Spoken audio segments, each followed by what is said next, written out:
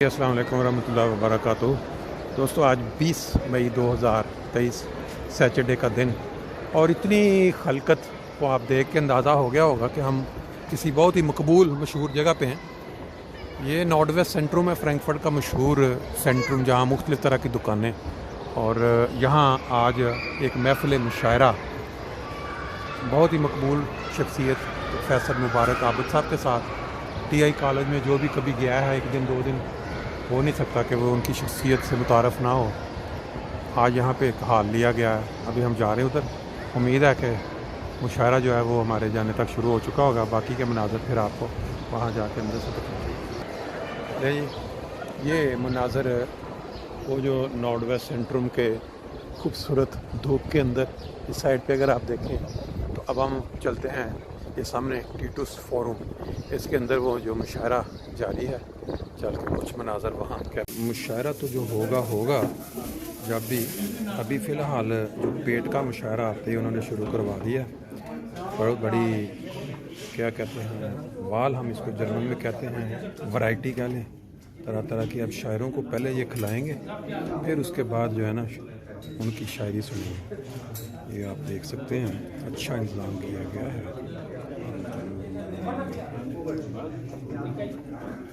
अभी मुशायरा शुरू होने में थोड़ा टाइम है, तो दोस्तों जो जितने शायर हैं अपने टॉप के शायर सारे, पहले उनको थोड़ा सा ना एंटरटेनमेंट करवाई जा रही है। कोविड के दौरान ऑनलाइन मुशायरों का रिवाज पड़ गया था। अब 3 साल के वक्फे के बाद महफिल शेर व सुखन बर्पा करने का मौसम उम्मीद बहार बनकर आया है, जिससे दोबारा से अदबी रौनकें बहाल हो जाने का रिवाज पड़ जाना चाहिए।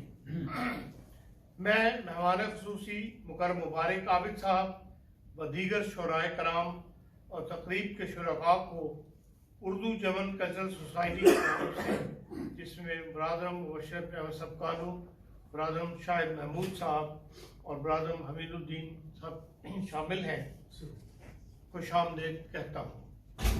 मोहतरम प्रोफेसर साहब की इज़्ज़त अफजाई और उनकी जर्मनी में शुरा से मुतारफ़ करवाने के लिए आज इस बज़्म का एहतमाम किया गया है। मुकर्रम मुबारक आबिद साहब हमारे हमशहर होने के साथ साथ सामीन की अक्सरियत को उस्ताद प्रोफेसर भी रहे। इस शहर ने उनको और उन्होंने इस शहर को, जिसका एक नाम दारुल हिजरत भी है, बहुत इज्जत दी।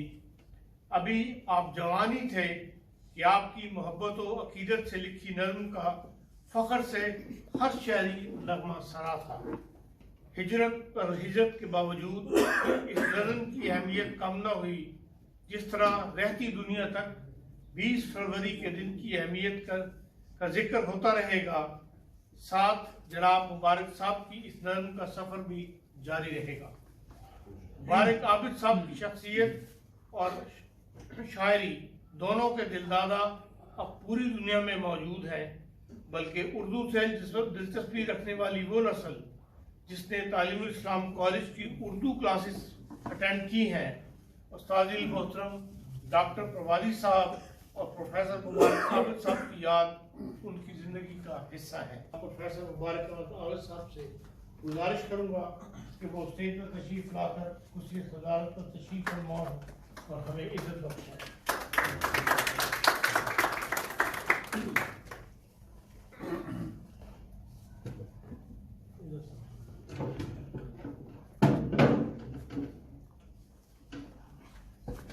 मुशायरे की शायरी के हवाले से एक खसूसी तारफी मकाला मुकर्रम राजा मोहम्मद यूसुफ खान साहब पेश करेंगे। उनसे भी खसूसी के पहलू में तशरीफ फरमा है।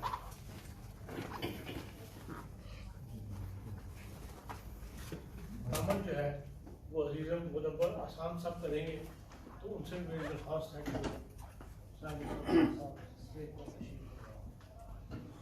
सामीन से करना चाहता हूँ।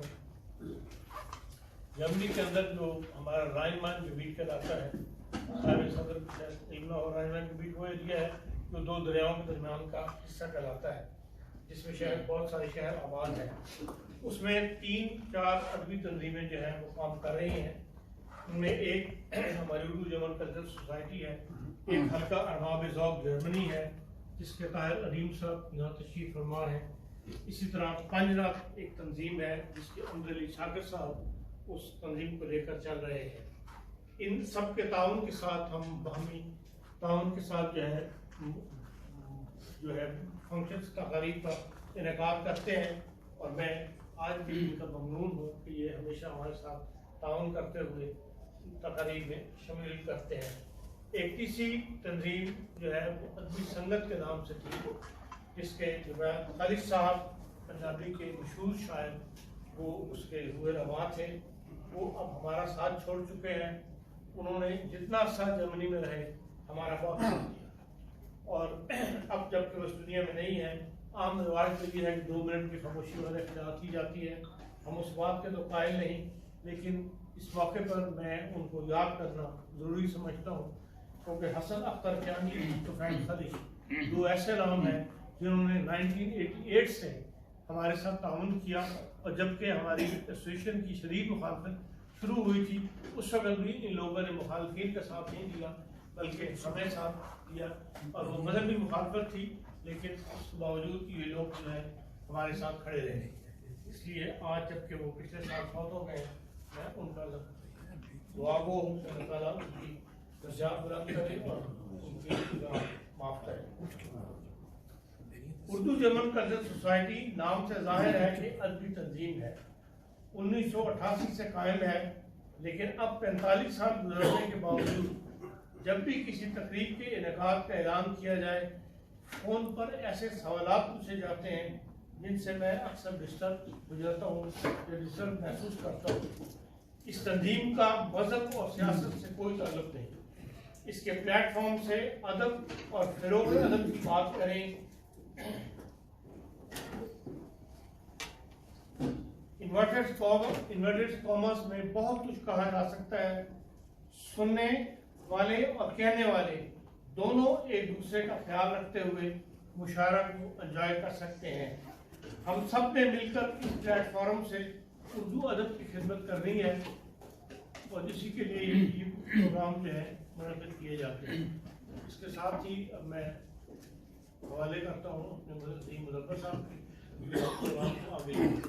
آغاز انشاءاللہ راجہ یوسف صاحب کے مضمون سے ہوگا. تاہم مجھے یہ کہنے دیجئے کہ آج ایک ایسا موقع ہے کہ ہر ادب سے تعلق رکھنے والا آدمی، شعر شناس، سخن فہم انسان اس کو اپنی خوش قسمتی جانتا ہے کہ جب بھی اسے اساتذہ کے قدموں میں بیٹھنے کی توفیق ملے. اور آج میں سمجھتا ہوں ہم سب کو ایسی ہی ایک پرمسرت تقریب کا حصہ بننے کی توفیق مل رہی ہے کہ استاد اور اساتذہ کے درمیان ہمیں بیٹھنے کا موقع مل رہا ہے، اور یہاں انہوں نے ہمیں بخشی ہے اس تقریب کو. تو اب عرفان صاحب ذکر کر رہے تھے کہ کووڈ کی وجہ سے ہمیں یہ موقع نہیں ملا کہ ہم اکٹھے بیٹھ کر دوبارہ تقریبات کریں. تو مجھے غالب کا وہ مصرع یاد آ رہا تھا کہ باوجود دل جمعی خواب گل پریشاں ہے، کہ باوجود اس کے کہ ہم اس وقت تو اکٹھے ہیں اور پوری دل جمعی کے ساتھ اکٹھے ہیں، لیکن خواب گل ہمیشہ پریشان ہوتا ہے. یعنی جتنا مرضی ہم کوشش کریں کہ اس سلسلے کو، اس باہمی سنگت کو بڑھائیں، لیکن آخر کار جدا ہونا ہی ہے. تو وہ مصرع مجھے ویسے ہی کئی دنوں سے یاد آ رہا تھا، اور آج مجھے گویا اس کی تصدیق ہو گئی. تو میں نے کہا آغاز میں غالب کے اس مصرعے کے ساتھ بات کو شروع کریں کہ باوجود دل جمعی خواب گل پریشاں ہے. تاہم ہم پوری دل جمعی کے ساتھ راجہ صاحب کا یہ مقالہ سنیں گے، اور اب میں ان کو دعوت دیتا ہوں کہ تشریف لائیں. اور اس کی شخصیت اور ہم کے بارے میں میری آج کی گزارشات کے 3 حصے ہیں. پہلے حصے میں ان کا ذاتی تعارف پیش کیا جائے گا. دوسرے حصے میں ان کی شاعری کے بارے میں مکرم رشید کیستانی صاحب اور ڈاکٹر عبدالکریم خالد صاحب کے مضامین سے اقتباسات پیش کیے جائیں. ان مضامین کی ایک خاص ہے اور ترتیب ہے. اردو ادب کے ایک بہت ہی نامور شاعر اور ادبی شخصیت نون میم راشد نے لکھا ہے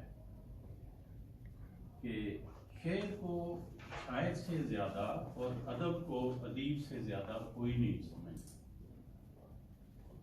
اور ادراک اور شعور کے جن راستوں سے شاعر اور ادیب شعر و ادب کو سمجھتے ہیں وہ پیشہ ور نقادوں کو کم ہی نصیب ہو۔ 35 سال تعلیم الاسلام کالج میں تدریس کے فرائض سر انجام دیے اور 2004 میں بطور پروفیسر ریٹائر ہوئے۔ 2014 میں آپ امریکہ گئے۔ آپ نے اپنی پہلی غزل 15 سال کی عمر میں گزشتہ نصف صدی سے زائد عرصے سے آپ کی تحریریں ادبی رسالوں جرائد کی زینت بن گئیں۔ نقش بر آپ ہیں کدھر جائیں، دور تک سلسلے جزیروں، درد و غم اور آنسوؤں کا ملاپ تو ایک فطری تقاضا ہے، لیکن ان آنسوؤں کو کشکول اور جزیروں کو نقش پر آپ کہنے میں دنیا کی بے حسی اور اپنی ناقدری کا جو ماجرا بیان کیا گیا اس زیر لب ہونے کے باوجود چیختا چلاتا نظر آتا۔ یہ کیفیت اس لیے بھی زیادہ غم انگیز ہے کہ شاعر اسے اپنی خطا یا لغزش کا نتیجہ نہیں سمجھتے، بلکہ وہ تو ہر طرف سے پانی کے بے کران سیل سے ٹکراتا ہوا نقش برآب ہے، اور اسے صرف اسی صورتحال کے زیر اثر بے وقت سمجھ کر ظلم کا نشانہ بنایا جا رہا ہے، حالانکہ یہ کیفیت تو اس کی جرأت کی دلیل بنتی ہے کہ وہ پانی کے بے لگام اجدہاں سادگی کا احساس کرتے ہیں۔ ان کے یہاں روشنی کا استعاراتی کیف خاص اہمیت کا حامل ہے، چنانچہ سورج، چاند، ستارے، چراغ، قندیل، دیپ، دیے، کرنیں اور دھوپ وغیرہ ایسے الفاظ ہیں جو ان کی غزلوں میں میرے بچوں کے سب رنگین غبارے کھو گئے عابد، میرے بچوں کے سب رنگین غبارے کھو گئے عابد، ہوا کے دوش پر تو خیمہ دن مومی لفافہ ہے۔ یہ ایک کلائمیٹ کا اچھا۔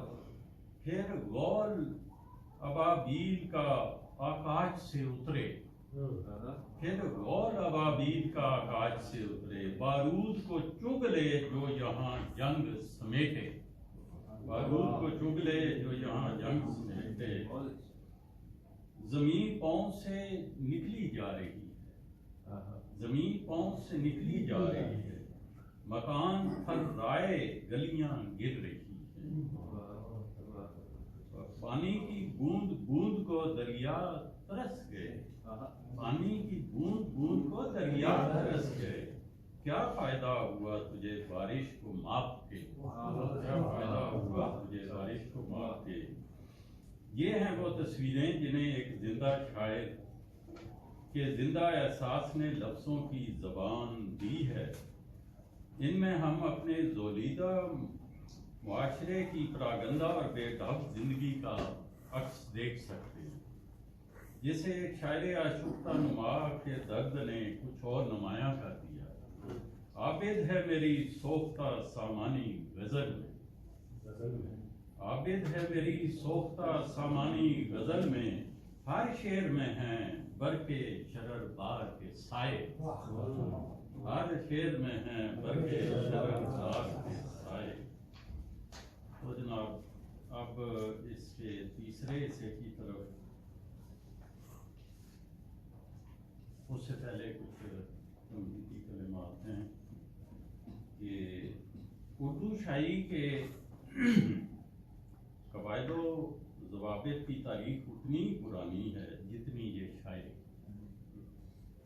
مختلف زبانوں میں شاعری کے مختلف قواعد رائج ہیں، البتہ ایک بات پر اتفاق ہے کہ پابند نظم کا باوزن ہونا لازم ہے۔